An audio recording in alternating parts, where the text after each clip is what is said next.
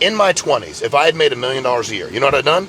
Killed myself, probably. I liked smoking crack. I like using cocaine. I've been sober 23 years. If I made $1 million when I was 22, I wouldn't be talking to you right now. I'd be in prison or dead. What has been the most amount of money that you've ever made in a single year? We just finished our 10th year. We didn't do $1 billion. We're just shy of $800 million. Are you serious? Yeah, I wouldn't lie to you. As a multiple 9-figure entrepreneur, what has been the best financial advice that you ever received? You know who Arthur Blank is? Very familiar. Okay. I was at a meeting and he asked if anybody had any questions. And what's weird about people is they don't have no questions. Dude, if you leave me in a room with somebody doing better than me, I will ask them questions for like literally until they have to tell me to shut up because I won't stop. And I said, sir, if you could give me one advice, why are you able to launch Home Depot into such an amazing company? And he said, absolutely. He said, first of all, every business opportunity I looked at, I made sure that I always fed my business, right? I didn't want to starve it. He said, in Home Depot, while I knew we were going to have very small margins, once we started making money, we'd had no problem. So he started talking about that concept. I started to learn patience from a lot of these guys. And then I had a guy who's a billionaire 10, 12 times over. And he said, take every business opportunity, approach it like a three-legged stool. Every decision you make has to be great for your client or your consumer. Second, it has to be great for your agent or your employee, your independent contractor, your consultant. I said, what's third? He said, it can't harm the company. He said, but that'll take patience. And a lot of people get into business to get rich right away. There were people, tons of people at the companies I was running, they were making more money than me the first couple years. But it's a long game, dude. I got into business to get free, and I knew eventually I'd become wealthy.